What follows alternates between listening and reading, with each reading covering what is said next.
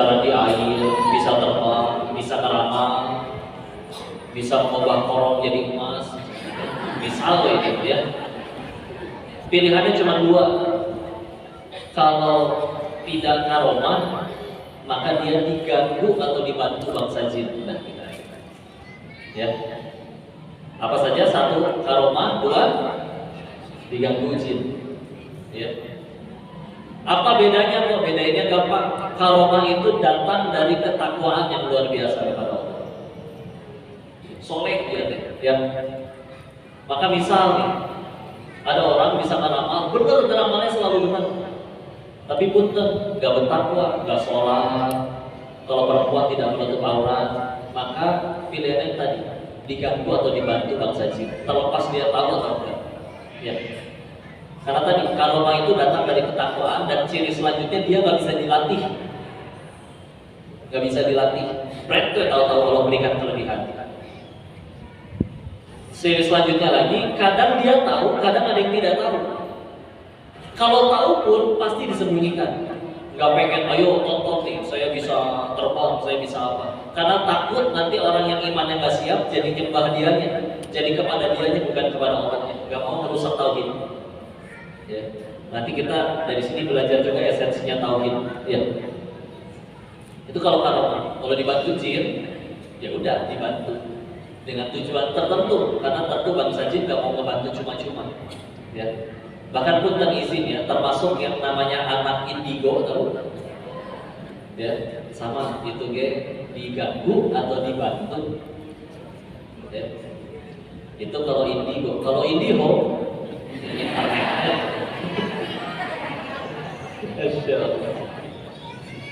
gitu ya. Kok kenapa emang dia mengganggu? Sederhananya gini, ya. Setan gak suka kita sholat, setan gak suka kita ngaji, setan gak suka kita beramal soleh. Dan juga sulit bagi syaitan untuk membuat kita beres ngaji ini langsung rame-rame ngerampok bang, susah. Langsung rame-rame ngerampok nyuri sendal orang, susah. Ya. Maka cara paling gampang bagi mereka untuk menggugurkan pahala kita, diganggu keimanan. Lebih tepatnya ketawinan. Rukun Islam ada berapa? Yang pertama apa? Terus. Kalau ada orang yang mengakui nomor 2, 3, 4, 5, sholat, zakat, puasa, haji, tapi punten, nomor 1-nya syahadatnya, iman kepada Allahnya gagal, bisa jadi nggak keterima. Contoh, termasuk yang kecil-kecil. Alhamdulillah kepala saya, nyebut alhamdulillah, sakit kepala sembuh, memang ini bodrek dahsyat. Kita sembuh gak gara bodrek, gak gara Allah. Mau dileng-leng satu kardus itu bodrek. Kalau di kasar ya dileng-leng. Dan kalau di Bogor mah Sundanya gitu ya.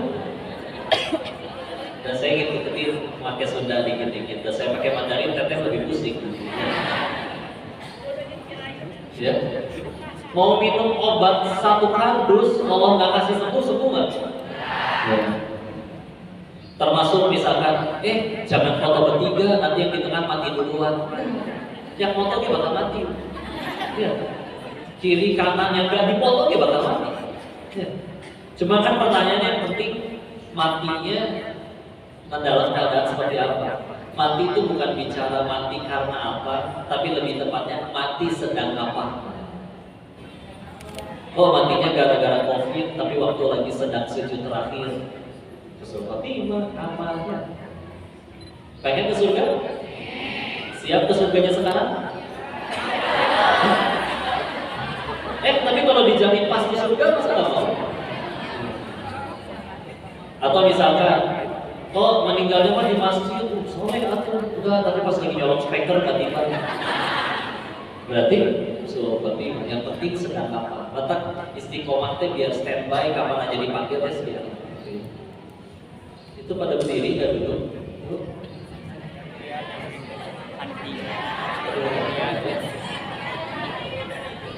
Di atas masih ada. Di kubur. Maafin ya, capek-capek berdirinya pasti Allah balas dengan kebaikan yang berlimpah. Pas berdiri.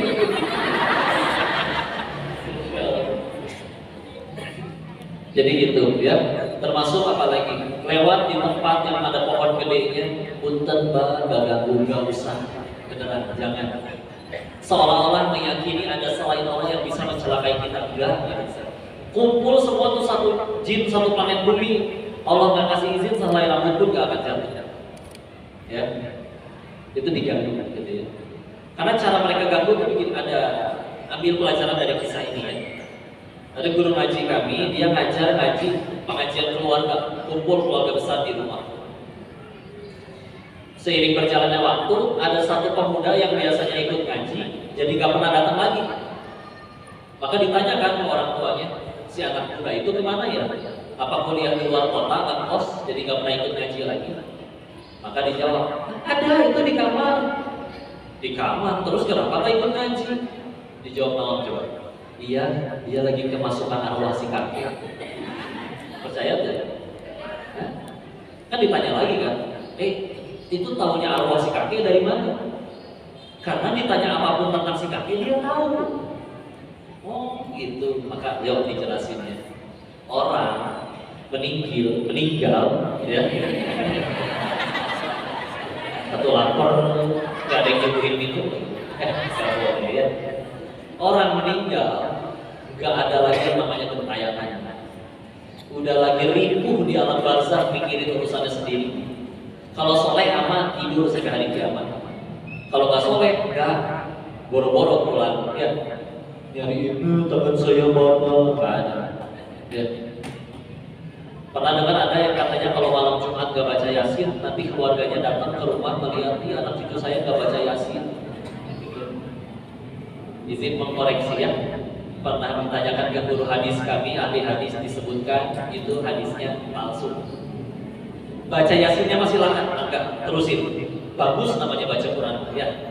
Tapi kalau meyakini kita baca Yasin gara-gara takut arwah simbah datang ke rumah, bukan seperti itu. Kita baca Quran karena Allah, udah gitu aja. Ya. Orang meninggal udah gak akan nyari lagi orang yang keluarganya masih gentayangan nyariin tangannya, nyariin apanya, gak ada. Ya. Maka tetapi tidak menjawab. Oh terus siapa tuh yang masuk ke badan si anak muda? Kalau dia bukan si kakek, kok bisa tahu segala hal tentang si kakek? Maka manusia itu dari lahir sampai meninggal itu tidak hanya didampingi oleh malaikat pencatat nama, tapi juga oleh namanya jin Qorin ya. Qorin itu dalam bahasa Arab sebetulnya artinya adalah sahabat. Tapi kalau dalam bahasa Arab, sahabat itu ada 14 istilah yang saya tahu. Ya. Dari sodiq, sahabat itu sama, tapi berbeda nanti penjelasannya berdasarkan tingkat kedekatan. Qorin adalah yang paling akrab, dia 24 jam nempel dari kita lahir sampai meninggal. Mata akal betul siapa diri kita, itu dia hafal betul. Ya. Sedekat-dekatnya manusia dengan manusia, contoh suami istri, tetap aja kalau ke toilet mah nggak ikut ya. Makanya lagi jongkok ujian, ayo semangat sayang. Seakrab-akrabnya juga nggak kayak gitu. Ya. Tapi kalau Qorin 24 jam nempel, kita lagi sholat, kita lagi maksiat, dia ngikut. Makanya tahu segala hal tentang si kakek. Nah, tidak semua bangsa jin itu nurut sama Allah. Ada juga yang membangkang. Kalau dia tidak nurut, manusianya meninggal, gabut, bingung mau ngapain, ngegoda orang-orang setelahnya, biar gak beriman kepada Allah. Sekarang apa yang terjadi dari keluarga tersebut coba? Tadinya ada masalah, sujud minta tolong kepada Allah, berdoa, sholat. Sekarang gara-gara semenjak si anak ini kesurupan, arwah yang ngakunya si kakek, padahal itu jin Qorinnya si kakek, ya. Maka setiap kali ada masalah, keluarga ini bukannya sholat malah nungguin si anak kesurupan. Rusak nggak tahu ini? Rusak. Ini penting kali. Udah mas sholat, udah zakat, udah puasa, udah haji, tapi meyakini kalau pengen toko saya rame nih pakai ini nih, datang ke simbah itu, ditaburin apa di toko pesaingnya, udah tenang aja. Nggak ada lagi cerita keluar dari pintu kejatuhan cak-cak, wah sial. Mau kejatuhan cak-cak satu RW, wah sial. Sial tuh satu bikin dosa, nggak tahu bahkan sial, bahkan diudah Allah. Kok itu kejatuhan cincang, padahal dia takwa, terus gara-gara kejatuhan cincang dia ditipu orang, gak rugi. Ditipunya jadi penggugur dosa atau meningkatkan derajat di sisi Allah, tambah dekat sama Allah, gak rugi. Kalau standar rugi untung kita masih selalu duit, nah bukan itu. Ya. Karena hilang motor bisa jadi rezeki. Gara-gara hilang motor jadi tambah banyak rajin ke masjid, tambah banyak sholatnya, itu nikmat. 10 koruptor, 1 ketangkep. Dia ngangkut, masa teman saya 9 gak ditangkap? Tapi akan ada hari di mana yang ketangkap itu berkata, alhamdulillah ya Allah, saya yang ditangkap. Jadi kenal Islam, jadi tobat. Teman-temannya sampai kaya, sampai mati masih kaya gara-gara korupsi, ripuh di hari akhirnya. Beruntung bisa, ya, gak rugi sama sekali. Gak rugi itu tambah jauh dari Allah, itu baru rugi. Naik gaji, naik jabatan, tambah jauh dari Allah, tadi ada musibah. Ya. Jadi standarnya bukan apa yang kita suka sebenarnya, tapi apa yang Allah suka. Enak, ya. Jadi itu dia dalam, karena penting banget ini tauhid ya. Kita bicara tauhid bisa jadi jawaban dari segala permasalahan. Ada pemuda setiap malam tahajud selama 6 tahun mendoakan si fulan untuk jadi jodohnya. Ya. Di tahun ke-6 akhirnya dia datang kok, tapi buat bagi undangan nikah sama yang lain. Ya. Rugi enggak? Jawab pakai tauhid. Yang kusembah dan kuminta ialah Allah. Ia yang paling tahu dari miliaran wanita yang mana yang paling tepat menggandeng tanganku ke surganya Allah. Dan dia nggak cuma maha tahu, Allah juga maha baik. Tidak mungkin sengaja menjauhkan yang baik dan mendekatkan yang buruk, mustahil itu dilakukan olehnya. Maka aku meminta selama 6 tahun jodoh terbaik yang bisa menggandeng tanganku ke surga. Tahu-tahu yang kuminta nikah sama orang lain, sederhana. Kata yang maha tahu dan maha baik, orang itu bukan dia. Kok saya pengen dapat jodoh, katanya minta ke Allah, tapi enggak tuh dinikahin sama orang dia. Gara-gara orang yang lain datang beliin mobil buat dia jadi mau. Aman, berarti dijauhin sama Allah dari yang buruk. Karena kita mencari yang menggandeng tangan kita ke surganya Allah, bukan yang menggandeng tangan kita ke showroom mobil. Ya, teripu ya. Masya Allah. Ininya dijaga ya. Karena istilah kalau itu yang sudah terpatri dalam hati masalah apapun. Bapak-bapak ditanya ke si ibu, nyesel gak sih nikahin neng? Nah, jawaban apa? Nanya naon sih? Jangan gitu ya. Jawab pakai tauhid. Gimana jawab pakai tauhid? Sama kayak tadi. Neng, istriku, beb, yang beb, saya cukup awal ya. Sebelum menikahimu aku melayakan diri di hadapan Tuhan, memohon pasangan terbaik untuk menggandeng tanganku ke surganya Allah. Dan Allah tahu dari miliaran wanita yang mana yang paling tepat menggandeng tanganku ke surganya Allah, yang memudahkanku masuk surganya Allah. Dan Dia juga maha baik, pasti mendekatkan yang baik, tidak mungkin menjauhkan yang baik. Maka ketika akhirnya aku memohon, aku meningkatkan takwa, sekarang engkau yang jadi pasanganku, sederhana. Kata yang maha tahu dan maha baik, engkau yang paling tepat menggandeng tanganku ke surganya Allah. Tidak ada penyesalan. Oh. Meskipun hawa nafsu berkata, di luar sana ada yang lebih langsing, tinggi, putih, langsing, kayak bihun lah pokoknya ya. Naksir kasih bapak. Sekretaris di tempat kerja lebih muda, lebih cantik, naksir kasih bapak, sederhana. Kalau kata Allah mereka yang terbaik, pasti mereka yang jadi pasanganku. Malah kamu. Sederhana, karena kamu yang dipilih Allah. Meskipun hawa nafsu berkata lain, aku tetap mengikuti Allah, bukan orang. Nah, ada ya cair duit ya. Alhamdulillah. Alhamdulillah, gitulah ya. Solusi banget tauhid itu ya. Karena kalau tidak bertauhid, ada ilah lain di hati kita. Sama itu juga yang menentukan penderitaan dan kebahagiaan kita. Sederhana ya, contoh, kok dia sholat tapi ketinggalan sholat gak pernah nangis, kehilangan jabatan baru dia nangis, berarti ilah di hatinya adalah jabatan. Kok dia sholat tapi ketinggalan sholat gak pernah nangis, giliran akhirnya kehilangan uang baru nangis, berarti ilah di hatinya Beli. Sampai dijadiin iklan dulu waktu itu. Ya. Ada ibu-ibu sholat duha, ditelepon, ada telepon rumah berdering, ya. Diangkat ke si anak.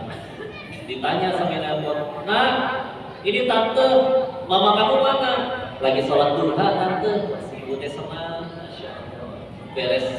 Beres sholat dipeluk si anak soleh, pinter, timbang jajan. Besoknya si ibu kasihkan nonton sholat asarnya setengah jam. Ya, telepon lagi ke tetangga. "Nah ini tante, mama kamu mana?" Gemeteran si ibu ya, gempur ya. "Lagi sholat asar tante." "Hah? Jam 5:30 sholat asar?" Beres sholat itu si anak, "Kamu ngapain kayaknya?" Coba bingung nggak si anak? Ya. Kalau sholatnya bukan karena Allah, bisa jadi itu terjadi ya. Karena kalau sholatnya untuk dipuji makhluk, maka ini hati-hati ya. Karena ingat, ketika kita bicara kebutuhan manusia, ada sebetulnya sederhana, sandang, pangan, papan. Tapi ingat, saya sering bahas ada kebutuhan manusia yang keempat. Apa itu? Kebutuhan ingin diakui orang lain. Apa buktinya kok? Lihat kaki kita ada berapa? 2. Berarti butuh alas kaki berapa? 2. Kenapa ada yang punya 50 pasang? Berarti ya boleh. Kok terserah saya, ada belinya uang halal, nggak nyuri, nggak ngutang. Masa nggak boleh beli sepatu banyak? Boleh, nggak ada yang bilang nggak boleh. Tapi kalau belinya untuk dipuji orang, capek ya. Sepatu bodasnya anyar kemeng, masih bau wangi, dibawa ke masjid. Coba kira-kira sholatnya paling depan atau paling belakang? Sengaja kan biar pas ruku. Sami Allah liman hamidah. Tapi kok ini sepatu baru kerasa sempit ya. Saking barunya, plastiknya buat ngeganjel di dalamnya belum dikeluarin. Pulang-pulang hujan, becek, tandel, coklat, ya, sok jujur. Tetap dipakai atau diteng-teng? Ya, sepatu yang fungsinya mencegah kita dari kacuga, mending kena kacuga daripada sepatunya kotor. Saya gitu ya. Insya Allah. Jam tangan ya sama. Apal jam tangan, fungsinya apa jam tangan? Melihat waktu, ya. Berarti kalau jam tangan yang di etalase pinggir jalan tuh yang 50 ribuan, meskipun gambarnya Dora gitu ya, tetap bisa kan melihat waktu. Tapi kenapa ada yang beli jam tangan 5 miliar? Ayo di Jakarta. Oh yang mahal lebih awet. Yang murah kalau nggak awet nggak sakit hati kalau rusak. Ganti tiap bulan 50 ribu nggak sedih. Ya? Enggak, soalnya kalau kita beli mobil mahal sama mobil murah, biasanya mobil mahal larinya lebih kenceng daripada yang murah. Coba jam tangan. Emang jam mahal itu putarnya lebih kenceng daripada yang murah. Pak, jam tangan bapak teh 5 miliar kelebihannya apa Pak? Jadi satu jamnya setara dengan 5 menit kok. Rusak. Pakai kene. Berat ya. Udah gitu paling sakit hati itu udah mau pakai barang mahal, orang nggak percaya itu mahal. Jadi gondok lagi. Ada teman waktu di Thailand ya, dia memang diuji, orang tuh nggak percaya kalau dia pakai barang bagus, barang mahal. Jadi untuk menanggulangi dia dihina oleh orang, itu jam tangannya ya, dia setruk bon pembelian jam tangannya di kantongan kemana-mana. Ganti celana, iring ya Thailand, bonannya. Setiap kali dihina ditunjukin, tuh lihat bro, baca sendiri harganya berapa. Tetep ya netizen ya, itu bonnya siapa kamu ambil? Kan kalau Allah maha benar Allah dengan segala firman-Nya. Kalau netizen maha benar netizen dengan segala komennya. Capek ya, udahlah terima. Karena kalau nggak terima ya sama sakit hati ya. Ibu-ibu pengen selalu kelihatan langsing, setiap foto tak ada nafas. Pas dilihat foto, kenapa wajahnya make upnya biru begini? Ada tadi enggak. Lihat wanita demi kelihatan langsing sampai menciptakan benda yang namanya korset. Bu, jawab dengan jujur ya. Saya masih agak rancu standar foto bagus menurut ibu-ibu itu seperti apa sebetulnya? Kalau misalkan ibu foto bersepuluh orang, semuanya fotonya bagus, senyum, jernih luar biasa. Tapi ibu beureum sorangan di situ. Pengen diulang gak fotonya? Oh, gitu standar. Oke. Yang lain beureum, ibu bagus sendiri, itu yang diupload. Oh. Egois kalian ya. Udahlah. Bu lagi kelihatan gendut katanya. Udah jangan takut ya. Bu, jangan takut jadi tua ya. Kenapa? Udah jadi, nggak bisa mundur. Gak bisa berpaling. Si Koko mah nggak tahu dulu ibu kalau pakai seragam SMA lucu loh. Iya, percaya. Pengen tambah lucu nggak? Ibu pakai lagi tuh seragam SMA-nya sekarang. Datang ke masjid ini ya. Pecah itu luar biasa ya. Dalam terima ya, terima. Karena salah satu alasan kita sulit untuk bahagia tadi jelas di hati kita ada ilah selain Allah. Mata lihat anak kecil, kebayang mukanya anak kecil, senyumnya, ketawanya, itu senyum-senyumnya nggak pernah mikirin tokat di rumah udah bunyi-bunyi kan? Senyum-senyumnya nggak mikirin cicilan kan? Anak kecil itu habis berantem sama temannya, 5 menit kemudian main lagi bro. Yang berantem ibu. Nah, kamu habis benjol sama dia. Anak kecil mah sederhana. Benjolnya udah nggak sakit, dia punya mainannya aku senang. Selesai. Kita sama anak kecil uangnya banyakan mana nih? Banyakan kita, banyakan anak kecil. Banyakan kita. Kecuali anak kecilnya Rafathar ya. Kita sama anak kecil pintaran mana? Kita. Tapi kenapa kita lebih sulit bahagia daripada anak kecil? Hah? Bukan masalah beban. Ibu dapat beban, ibu tuh bebannya tuh pilihannya dua. Kalau nggak gugurin dosa, semakin tinggi derajat di sisi Allah. Tambah deket ibu gara-gara beban itu. Ya. Kenapa anak kecil lebih bahagia dan kita lebih sulit bahagia? Kalau pengen jujur, anak kecil itu belum punya pesaing Allah di hati mereka. Kita makin gede, mulai kerasa, gini ya rasanya punya duit teh enak, gini ya rasanya punya jabatan teh enak, gini ya rasanya terkenal teh enak. Itu menjadi pesaing Allah di hati kita. Allah udah disaingi di hati, Allah turunkan kegelisahan. Karena bahkan itu bisa jadi standar kebahagiaan kita. Percuma gaji 20 juta sebulan, saya mah baru bahagianya nanti kalau rumahnya udah segede gitu. Percuma gaji segini, saya mah bahagianya nanti kalau rumahnya udah, mobilnya udah sebagus dia. Enggak, kita dulu bisa tuh bahagia tanpa itu semua. Kenapa makin gede makin sulit bahagia? Dan ibu teh lahir gak langsung segede gini betul? Orang dulu kan? Ada. Ya. Berarti kita pernah seperti anak kecil yang bahagia tanpa batas. Tapi makin gede, makin kita biarkan ada pesaing Allah di hati, makin sulit bahagia. So, maka tercapailah misal pengen punya emas satu gunung kok dikabul kok Allah pasti pengen gunung emas kedua. Nabi yang ngomong kayak gitu ya. Manusia itu kalau punya gunung emas satu dia minta gunung emas kedua. Makanya akan selalu kita temuin orang yang udah populer tapi stres, udah punya jabatan tapi korupsi, udah kaya tapi depresi. Cuma satu orang yang tidak pernah menyesal dengan jalan yang dia tempuh. Orang yang pernah mendapati Allah di dalam hatinya. Ada gitu orang soleh asli terus berkata, jakalnya hidup tenang kia, enakan diazab jika nama. Gak ada. Meskipun orang ketika akhirnya dia mendapat ketenangan itu, dia kehilangan jabatannya dulu, kehilangan uangnya dulu, gak tahu. Tapi ada orang kaya dulu, ada orang terkenal dulu. Padahal tadinya kita kira itu ya sumber kebahagiaan. Betul? Allah baik hati sudah cukup ya. Dan juga menyadari salah satu alasan kita paling sering menderita adalah karena mengakui hal-hal yang sebetulnya bukan milik kita. Contoh ya, Al-Baqarah 156, alladzina idza asabatuhum musibah qalu inna lillahi wa inna ilaihi raji'un. Sesungguhnya kami ini hanya milik Allah dan akan kembali kepada Allah. Berarti jangankan duit di rekening ibu, mobil yang di luar, motor yang di depan, ini tangan nempel sama kita kalau kata yang punya mesti lepas duluan, lepas tuh.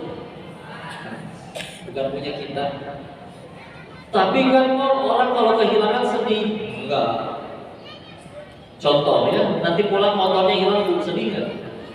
Sedih, nggak apa-apa manusia.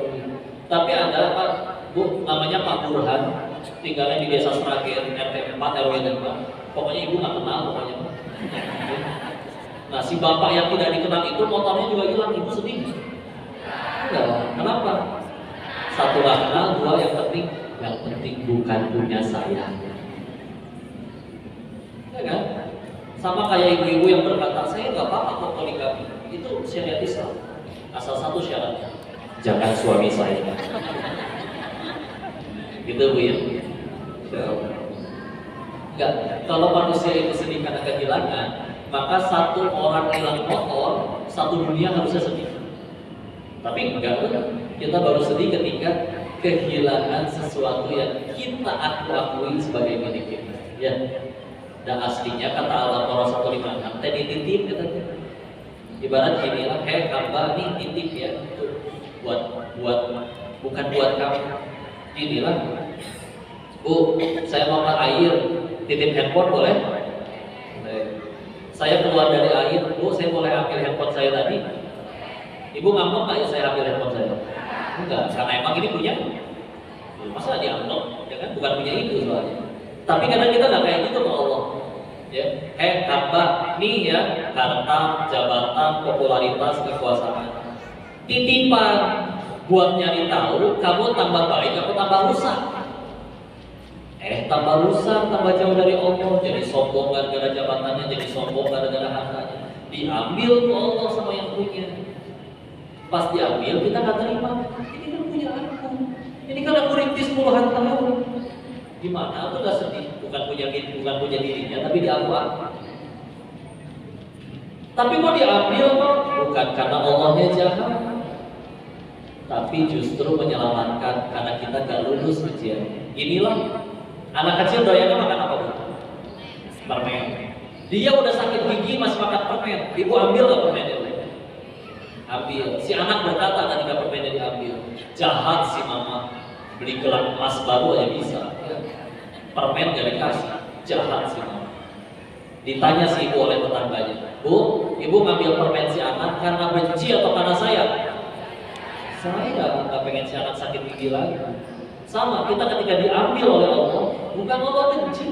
Bisa jadi kita nggak lulus ketika dititipin itu. Ya. Kalau udah tenang ya, sok asing istiqomah ya, Masya Allah. Karena ketika ini yang ada di hati kita, insya Allah lebih mudah buat istiqomah. Memang bicara istiqomah tadi, sampai disebutkan kan istiqomah khairun min alfi karomah, karena memang kalaupun ada orang punya 1000 karomah dari kata ulama, dia bisa terbang, dia bisa meramal, dia bisa lain-lain, tapi dia tidak istiqomah, itu bahaya. Ya. Apalagi kalau gara-gara karomahnya dia merasa akunya yang hebat, bukan Allahnya, bahaya. Ya. Karena bagi ya tauhid itu udah penting banget, udah fundamental. Terus kita biarkan itu lepas, padahal badan tetap sholat, tetap bayar sedekah, ya. Tapi tauhidnya tidak ada dalam hati, itu bisa jadi gak ada nilainya. Ya. Di kitab Riyadhus Shalihin karya Imam Nawawi, di situ ada salah satu hadis bercerita Nabi itu berkata kepada para sahabat, nanti ada orang 70.000 orang yang masuk surganya tanpa hisab. Ya. Maka ditinggal sama Nabi. Sahabat yang tadi ngedengerin ngobrol, kira-kira siapa ya 70.000 orang tersebut?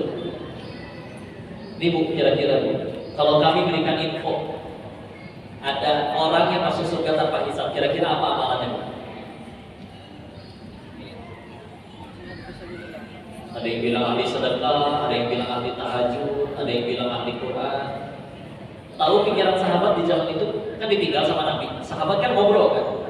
Di hadis tersebut disebutkan yang pertama kali terucap dari lisan para sahabat, siapa ya si 75 orang tersebut? Mereka bilang kayak gini, kayaknya mereka adalah orang yang terlahir muslim dan beriman kepada Allah sampai akhir hayat. Tauhid. Ya. Karena memang sahabat di zaman itu banyak yang mualaf, nggak langsung beriman kepada Allah. Karena dulu penyembah berhala kebanyakan. Ya. Jadi bagi mereka ketemu orang yang dari lahir Islam itu wow banget bagi mereka. Ya. Udah gitu bertauhid sampai meninggal, bagi mereka itu keren banget. Sampai mereka berkira, padahal mereka juga ahli tahajud, padahal mereka juga ahli ibadah. Cuman kayaknya bagi mereka yang paling masuk surga tanpa hisab itu yang bertauhid. Sekarang syaitan yang goda kita, sholat silakan, mangga pengajian sholat. Tapi giliran rezeki takut, giliran toko sepi takut, giliran masalah yang berhubungan dengan keimanan kepada Allah dibikin buyar. Sholat ya sholat, giliran tokonya sepi datang ke simpang yang itu, minta dijampe dan lain-lain. Jangan ya. Sampai dulu ada di Jawa Timur, ada anak kecil katanya kesambar petir sambil megang batu. Maka batunya dianggap jadi bisa nyembuhin orang. Jadi orang itu datang bawa air digayung nanti dicelupin pakai batu itu, namanya teh batu ponari gitu. Jadi kalau airnya udah dicelupin pakai batu ponari, namanya jadi ponari sweat.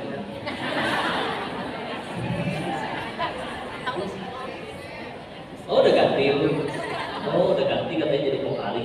Ya, Masya Allah. Jadi gitu lah ya. Yuk tingkatkan iman, tingkatkan takwa, berusaha untuk istiqomah. Ya. Minta untuk istiqomah silakan, boleh. Beberapa doanya ada seperti misalnya kayak Nabi berdoa, ya muqallibal qulub, tsabbit qalbi ala dinik. Kalau sendiri kalau banyak kan qulubana, tsabbit qulubana ala dinik. Ya. Itu minta supaya diteguhkan hati kita di atas agama. Kalau dari Al-Qur'annya boleh di Quran surat ketiga Ali Imran ayat ke-8.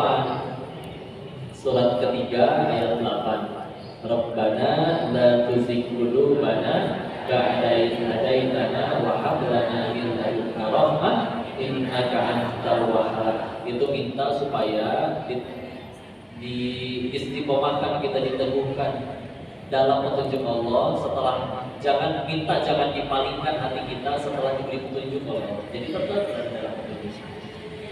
Ada lagi doa yang lain, Allahumma farzuqnal istiqomah.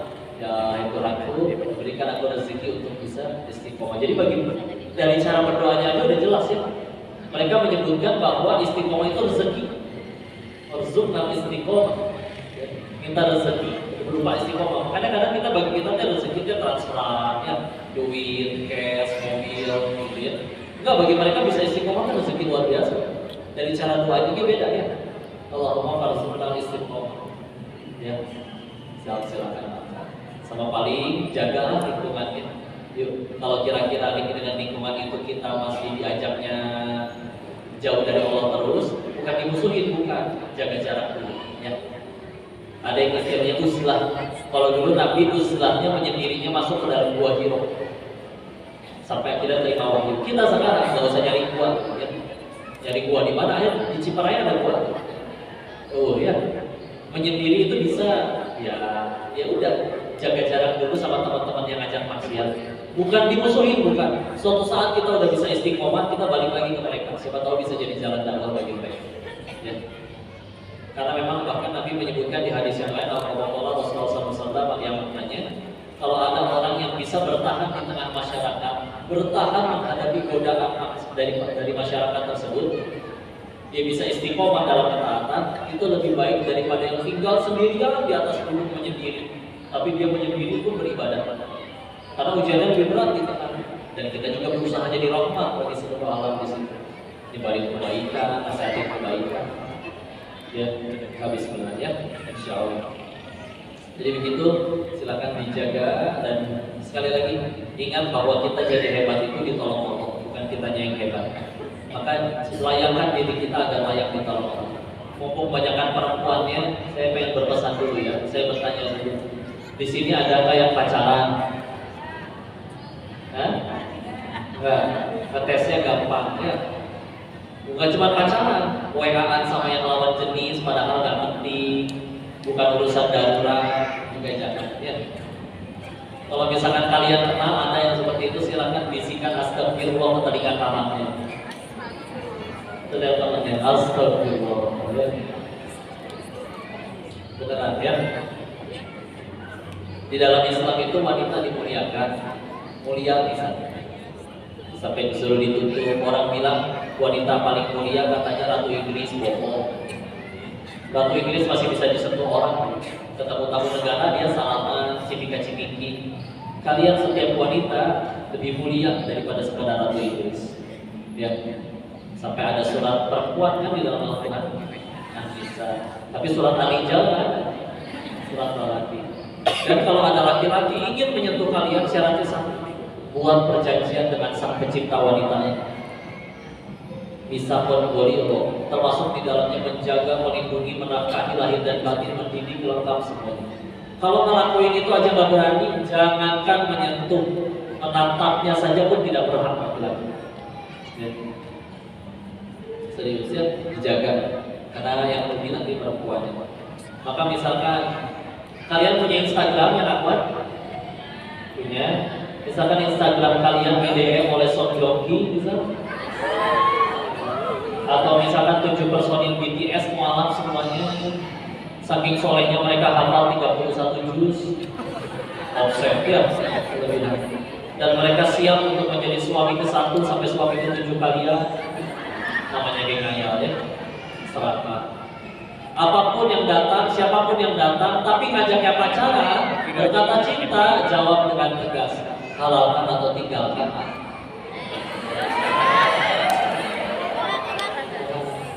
Tak kenal maka tak harus.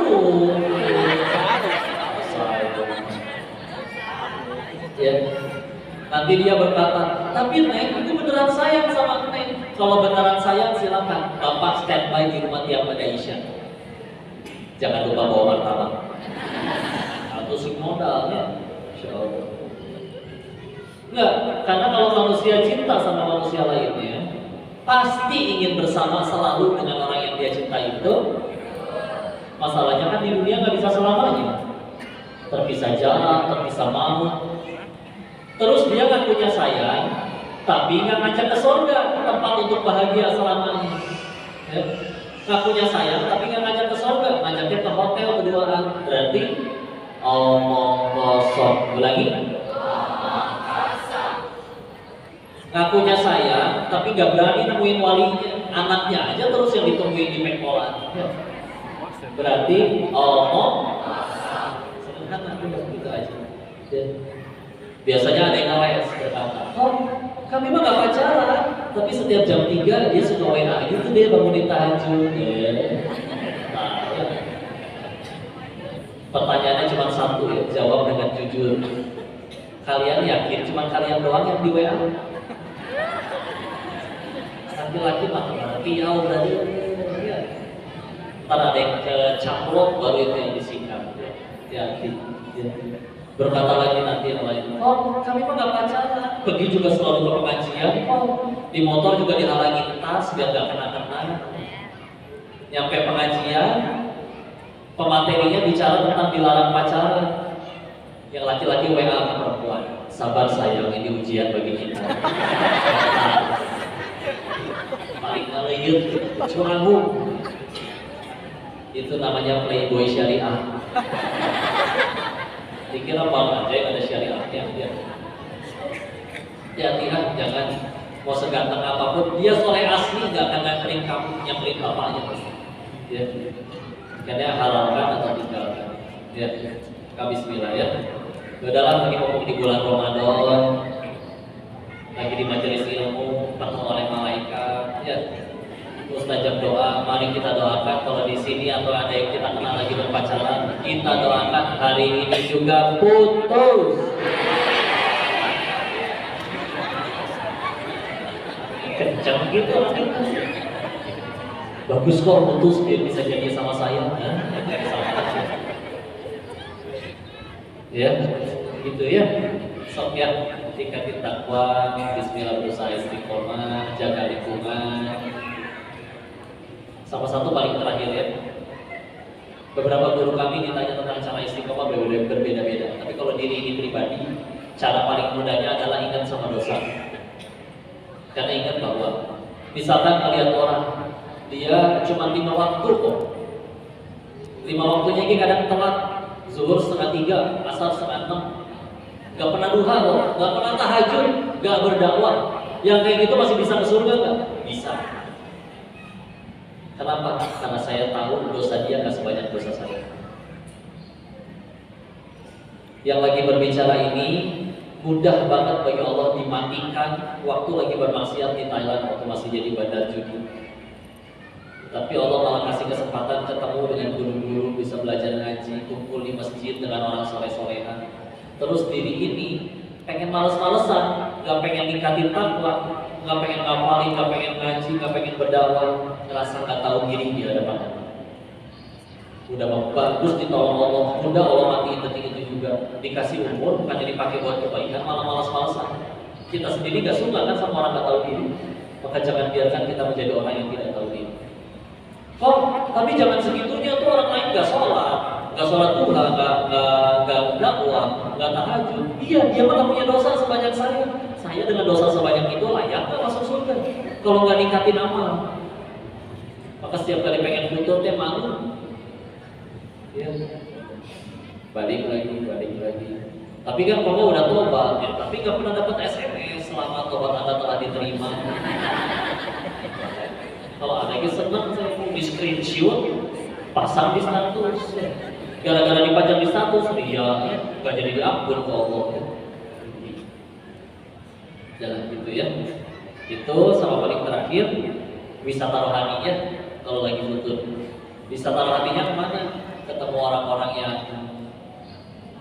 ada kalau di situ ada rumah singgah Al-Fatih di Dr. Junjunan Pasteur, ada rumah kanker waktu di Surabaya. Itu ketemu sama anak-anak yang dari kecil udah bocor jantung, hidrosefalus, ada yang dari ketemu sama ibunya kemarin dari umur 5, udah mama nanti anaknya 8 tahun, dan gitu dari anaknya umur 5 tahun sampai sekarang 9 tahun masih koma tidak bangun. Ada anak kecil umur 3 tahun botak, namanya Bilqis, lucu. Botak karena udah banyak jahitan di kepalanya, karena punya masalah tumor otak. Di kepalanya ditaruh selang di dalamnya, muncul gitu. Tapi tetap namanya senyum anak kecil ya. Itu masuk ke tempat-tempat kayak gitu, seketika langsung masalah kita langsung jadi receh. Apalagi kalau masalahnya cuma gara-gara main game, main handphone, main Mobile Legends, push rank, wae, banting handphone, naon gitu. Banyak yang hidupnya tidak seberuntung kita. Itu menghidupkan hati banget, ya. Dan silakan mudah-mudahan itu bisa menjaga kita tetap istiqomah. Mungkin segitu dulu dari yang disampaikan. Mudah-mudahan ada manfaat dan kebaikannya.